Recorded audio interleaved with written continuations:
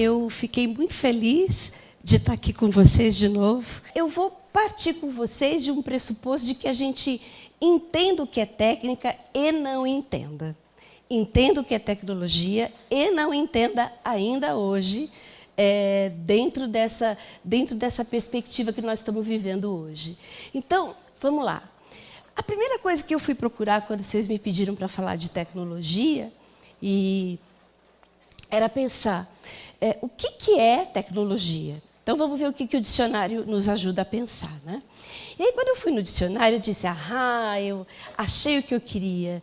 Era exatamente o que a gente sabe e o que a gente não sabe. O que a gente sabe da tecnologia, não é? Olha lá, é um conjunto de processos, métodos, técnicas e ferramentas relativos à arte, indústria, educação, etc. Então, conjunto de técnicas, de processos, conhecimento técnico científico e suas aplicações a um campo particular, não é? Qualquer campo que a gente queira, na agricultura, na cultura, na educação, na filosofia, na engenharia, em qualquer campo. Tudo que é novo em matéria de conhecimento técnico e científico.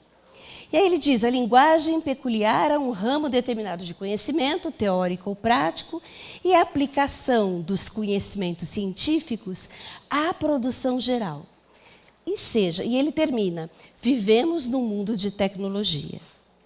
E aí eu fiquei pensando o quanto só este momento da nossa vida, ou esse momento pós-moderno que a gente vive hoje, que é tempo de tecnologia, não é? Ou seja, para pegar um dali, vamos lá, vamos primeiro esse aqui. Tudo é novo em matéria de conhecimento técnico-científico, tá? Então, tudo que é novo. Outro dia eu fui mostrar para o meu filho, subiu, eu também não tenho um neto, mas eu tenho um filho. Ele foi comigo na biblioteca, assim, eu tenho uma biblioteca em casa, no mezanino, e eu disse para ele, vem aqui que eu vou te mostrar um tesouro. E aí eu cheguei lá, eu abri a portinha, né, do vidro e mostrei para ele, filho, eis o meu tesouro. Ele olhou para aquilo, meio desiludido, como é que a minha mãe vai achar que isso aqui é um tesouro? Olhou para aquilo, que é isso, mãe? Eu disse, filho, aqui, nessa enciclopédia, a mamãe achava tudo o que a mamãe precisava saber de história, de geografia, de matemática, de ciências, de português, tudo, filho, porque a gente não tinha outras coisas, a gente só tinha essa aqui. E eu me lembro também do quanto a vovó penou para pagar essa enciclopédia, não sei em quantas vezes, né? Não tinha cartão de crédito, né? Tinha que pagar no carnê, né? Vocês lembram? E aí ele olha para mim, não entendendo muito, e diz... E aí ele consegue resolver o problema. Ele diz, é o Google. E saiu. É o Google deles. Ou seja, é de fato aquilo que para nós era a tecnologia. Imagina alguma coisa escrita num papel. Para ele não é nada de novo, mas para a gente já era. Então, quando a gente pensa assim, a ideia de como é que a gente como é que o homem evolui, a gente vai pensar o quanto essas crianças, o quanto esses meninos vivem um momento de tecnologia diferente, mas porque nós também tínhamos uma certa tecnologia também. Por que a tecnologia deles faz com que eles sejam diferentes? Bom, aí a gente vai pensar numa coisa que é muito prática e que a gente sabe do cotidiano, que o cotidiano é sábio, ele ensina, e alguma coisa que é da ciência, porque a ciência só comprova o que o cotidiano ensina, não é? Então, vamos lá. A primeira coisa é dizer para vocês, quer ver? Quem sabe exatamente, quem soube exatamente que esses meninos eram diferentes, antes de qualquer autor, Zygmunt Bauman, qualquer outro autor dizer, estamos num tempo diferente, um tempo de movimento, um tempo de liquidez, não é? Quem melhor sabe? Sabe quem é? A avó. Claro que a avó é sábia, porque ela sabe antes de nós algo que é o seguinte, estes meninos não são mais os mesmos. Mas como ela sabe isso? Porque ela não compara o neto dela com o neto da outra avó. Ela compara o neto dela com o pai do neto dela, que é o filho dela. Não é? Ou seja, e como é que este menino nasceu e como é que ele cresceu, que é diferente de como é que esse menino nasceu e esse menino cresceu hoje. Ou seja, a avó é a primeira a reconhecer que estes meninos parece que incorporaram gerações e gerações anteriores, não é? Tudo aquilo que nós passamos, e coitados, imaginem então tudo que eles vão ter que saber daqui 20 anos ou 30, com as mudanças tão aceleradas, e de fato, como essa oportunidade do ambiente, de fato, vai agir sobre esse sujeito. E como é que ele vai, ser diferente agora? Porque nós não acreditamos, de fato, como a Terezinha falou, que alguém nasce bom, justo, amigo, solidário, nem nasce engenheiro, nem nasce... Tem lá as suas conexões neurológicas explicadas pela neurologia, daqueles que são os mais superdotados, mas a gente nasce com possibilidades de ser. Quem nos dá essas oportunidades de ser é só o meio. Não é? E quem é o meio? É isso que o menino vive. E quem é o melhor representante desse meio? É o humano. E o humano que, na verdade, muitas vezes não sabe qual é de fato, ou sabe qual é o seu papel, mas não sabe como fazer. Antes de 1920, o Piaget era um biólogo e ele queria trazer para a psicologia, um dos fundadores da psicologia, a ideia de que eu preciso, de fato, entender esse sujeito e o que acontece com ele, que estruturas ele traz e como é que esse meio faz com que essas estruturas avancem. E aí ele fez o seguinte, como ele era um biólogo, ele morava na Suíça, não é? Então, próximo lá do Lago de Neuchâtel. O Lago de Neuchâtel ele faz um contorno grande da Suíça, né, do Canton perto da França. E aí o que ele faz? Ele tira os moluscos, aqueles bichinhos, né, de um lado do lago que tinha um tipo de temperatura, que tinha um tipo de clima, de solo, de plantas que viviam ali. Ou seja, tem um ambiente diferente da outra ponta, tá certo? Do outro lado, que era um outro tipo de temperatura, um outro tipo de clima, de solo, de tudo. Ele tira, então, alguns moluscos de lá e coloca uma família desses moluscos lá no outro lugar, tá certo? E ele vê uma coisa que é, na verdade, a base de todo o conhecimento que a gente vai ter hoje para pensar o quanto é a nossa tarefa. Ele diz que, depois de algum tempo, estes moluscos, filhos dos moluscos pais, eles nascem já praticamente que adaptados à nova situação, àquele novo momento. Claro que a gente teve um monte de evoluções e essas evoluções, elas realmente nos trouxeram algumas perdas e alguns ganhos. Quem não se lembra dos quintais? Nós tivemos os quintais. Mas, ao mesmo tempo, a gente vai ter que se dar conta de que alguma coisa se transformou. Se transformou a ponto de, muitas vezes, nós não sabermos o que fazer em um caso e o que fazer em outro, o que fazer em determinadas situações. A questão é que, ainda que a gente esteja numa pós-modernidade, nós não podemos dizer que todos estão ali, tá certo? Porque nem todos estão naquele momento, porque não nasceram depois de 2000, por exemplo. Ou seja, esses meninos que nasceram depois de 2000 são aqueles que pegam o celular com 8 meses e fazem assim. Aqueles que assistem as histórias do carro, não é? Com o tablet pendurado no banco, não é? E ele já sabe onde é que ele tem que clicar para poder achar os joguinhos. Agora, nós não somos assim. E, aliás, uma geração anterior a essa dos 2000, que não é a nossa, Terezinha, as dos 1980, por exemplo, as que nasceram depois de 1980, Engraçado como é aquela que vocês já viram, meu irmão. Meu irmão, por exemplo, é quase dessa época. Troca celular como troca de roupa. Não é? Não parece esquisito? Porque assim, é como se esse não é o nativo digital. É uma geração de quem nasceu depois de 1980, mas não nasceu depois de 2000. Muitos de nós somos aqui dessa geração. Quem são estes?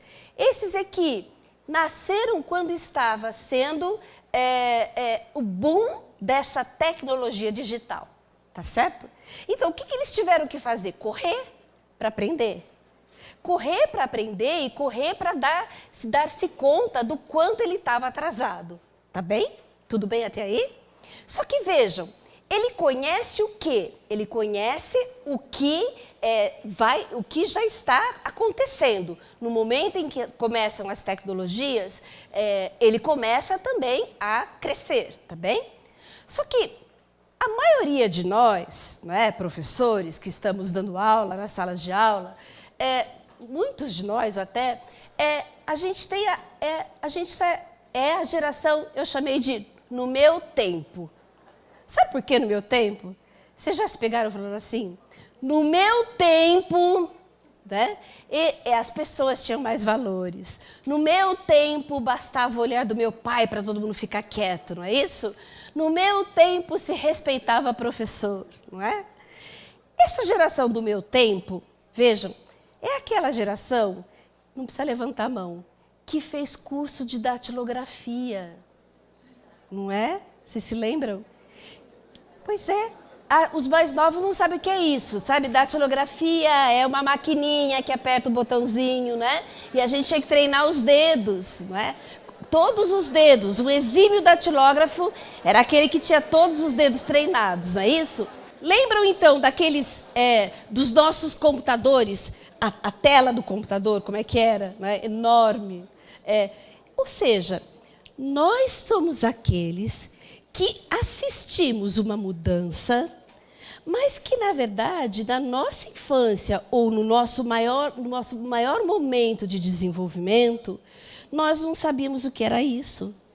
Ou seja, portanto, é claro que é muito difícil de acompanharmos uma geração que é tão diferente de nós, de acompanharmos que, na verdade, sem estabelecermos críticas, sem estabelecermos julgamentos, uma geração que não vive mais, que não faz mais curso de datilografia, porque não precisa mais, porque agora é touch, não é? Ou seja, para que ele vai precisar disso? Ele não precisa mais de cadernos e cadernos e linhas, porque ele tem um tablet na mão. Ele não precisa mais ir à biblioteca, não é? Ser rato de biblioteca como a gente era, e porque ele tem a biblioteca na mão. Ele não precisa carregar Vocês lembram de carregar... Quando eu era pequenininha, eu me lembro que ainda não tinha o Aurélio pequeno, sabe? O Aurelinho, né? A gente tinha que carregar aquele grandão, né? Então, assim, imagina aquele peso tendo que carregar aquele grandão. Atlas escolar, vocês se lembram disso? A gente tinha que ter atlas, atlas geográfico, não é? Esse menino tem tudo na mão dele, na palma da mão dele, no celular. Mas é claro que a gente não entende, a gente não viveu isso. A gente tinha o atlas do papel, a gente tinha o dicionário grandão que tinha que pesquisar, não é? A gente tinha o curso de datilografia. Então, claro que é muito difícil. E a gente tinha, do ponto de vista da convivência, também algo que se conservava mais. Exatamente porque a característica daqueles tempos eram tempos de poucos contatos com, né? Não era um mundo globalizado como a gente tinha. A convivência era menor com as pessoas. E aí, a ideia de que o outro existia era este outro próximo de mim. É o meu vizinho que está ali, que eu empresto um ovo para ele fazer bolo. Ai, meu Deus, empresto um açúcar. Mas estes meninos não têm mais isso. Eles não têm mais vizinhos para emprestar um ovo ou um pouco de açúcar, não é? Até porque os pais deles não param em casa e passam na loja que compra bolo para trazer o bolo pronto para casa, não é isso? Mas qual o grande problema disso? O que é perigoso nisso, então? Então, Luciene, você está dizendo que a gente vai, então, achar que tudo está bom, então eu vou ter que aceitar essa geração que muitos dizem aí, né, os superdotados ou os mimimis, não é? Essa geração que, na verdade, é uma geração daqueles que não conseguem ou estão atentos a um outro mundo. Não é que não conseguem, estão atentos a um outro mundo. Só que a gente olha para eles como aqueles que já estão formados, e eu não sei se vocês já passaram por isso, mas daquela geração do meio termo, sabe da geração do meio termo, que muitos de nós somos, não é? A geração do meio termo é aquela que não sabia bem como usar. Esses meninos que estão na nossa mão pode ser que sejam também essa geração do meio termo se a gente não fizer nada. E sabe quem que é essa geração do meio termo?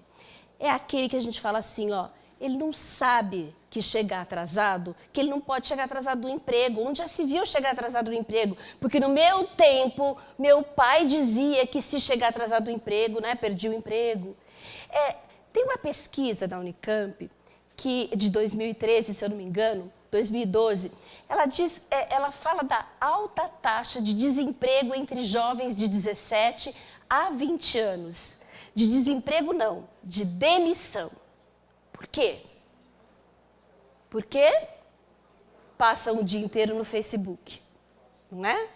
Ou seja, eu me lembro de uma funcionária, uma moça que tinha em casa, ela sempre dizia, a verdade eu queria ser secretária. O sonho dela era ser secretária da Unimed. Acho que porque ela ia em algum médico, não sei, né? Mas ela dizia, mas eu vou ter que ser empregada doméstica, porque eu não consigo ser outra coisa. Está aqui, né? Só que ela quer ter um sonho maior, ainda que não seja muito grande, mas ela vive ainda uma realidade que ela não dá conta, veja, e ela não sabe desses outros meios, ela não sabe usar esses outros meios que levariam ela para uma realidade maior, tá certo? O que ela fazia? Eu me lembro dela, ela passava 1 hora e meia no banheiro. Como se a gente não desconfiasse, né, que ela estava usando o celular. Quem é que fica 1 hora e meia no banheiro, a não ser que esteja com um problema intestinal muito grave, não é? Mas, e aí, tadinha, sabe o que ela fazia? Ela tirava fotos do banheiro, como vocês viram, e postava no perfil dela. Ou seja, como é que a gente não sabe que a pessoa está fazendo isso? Como é que uma pessoa posta a sua própria foto na casa de alguém, não é? Fica 1 hora e meia no banheiro e acha que não vai ser pega, e acha que não vai acontecer nada. Então, o que eu estou dizendo para vocês é que nós temos uma geração que, se não cuidarmos, será aqueles que sabem do que vem para o futuro, que, por exemplo, chegar atrasado não vai existir mais. O meu irmão não chega mais atrasado em casa, ele trabalha em casa, não é? Ou seja, não chega mais atrasado, porque ele trabalha qualquer hora do dia para dar conta do trabalho dele. Então, essa geração precisa saber se organizar para um outro mundo, para uma outra possibilidade de viver. E a gente que é professora, a gente vai ter que ficar muito atentos a essas questões. Porque esses meninos, de fato, vejam, os jovens são os usuários mais intensos das novas mídias, já que 65% dos usuários da faixa de 16 a 25 anos se conectam todos os dias. Entre os internautas, 92% estão conectados por meio das redes sociais.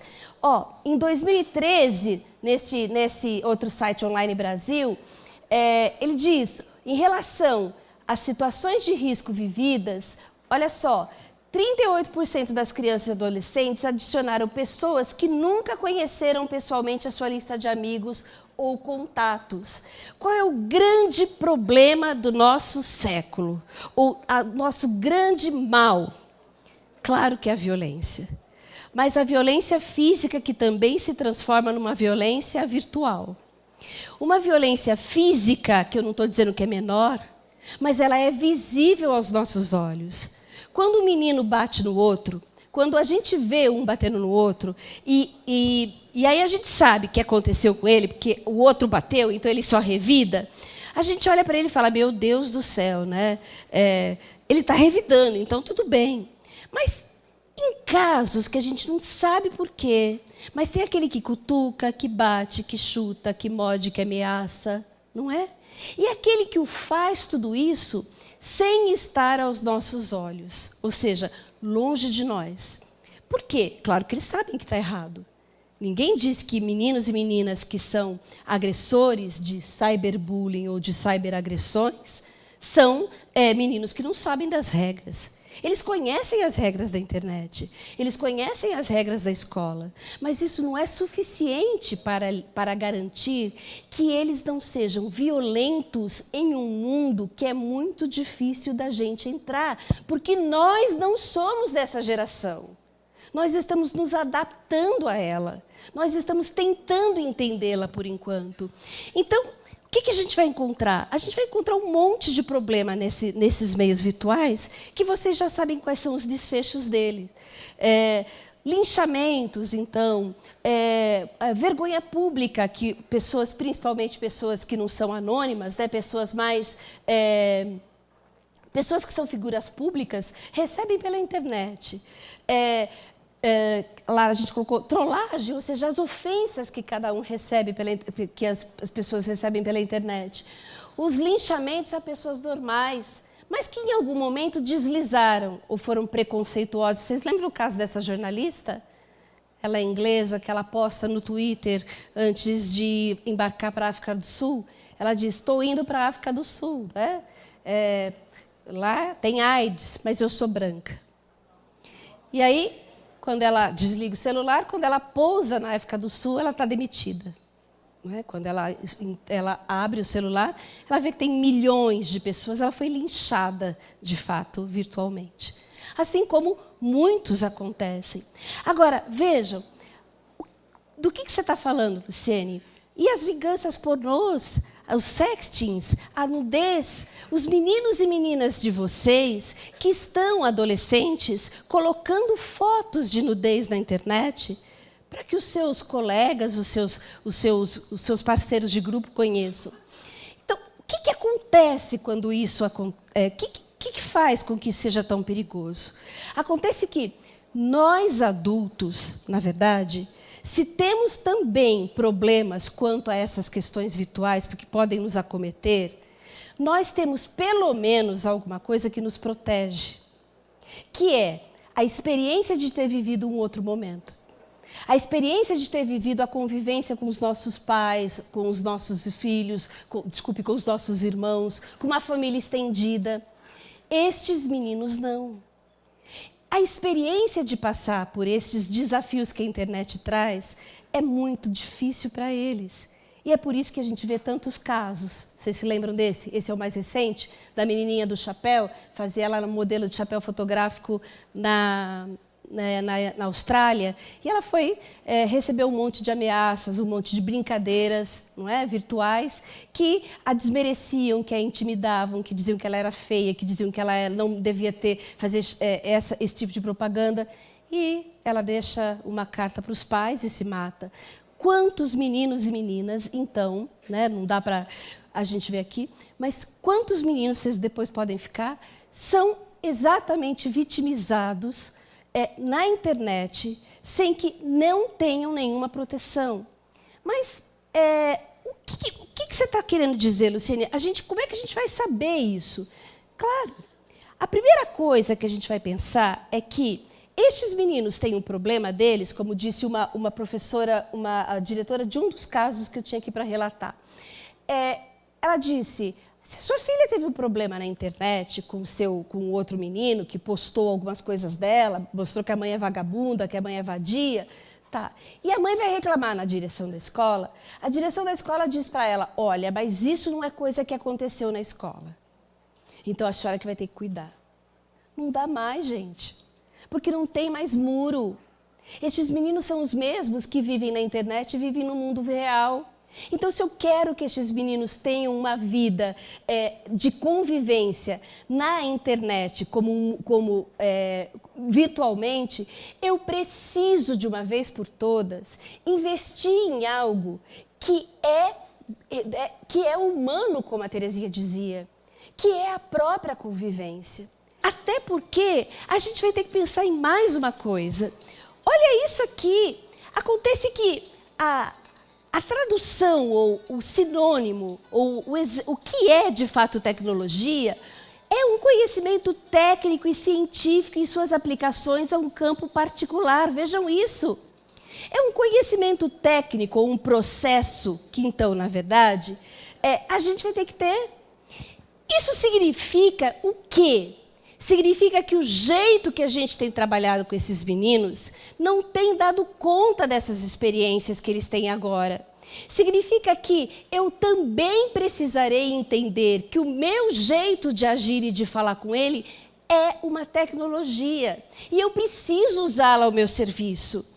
A serviço destes meninos que estão sendo violentados e que não sabem como se proteger na internet. Então, eu preciso de ferramentas para isso.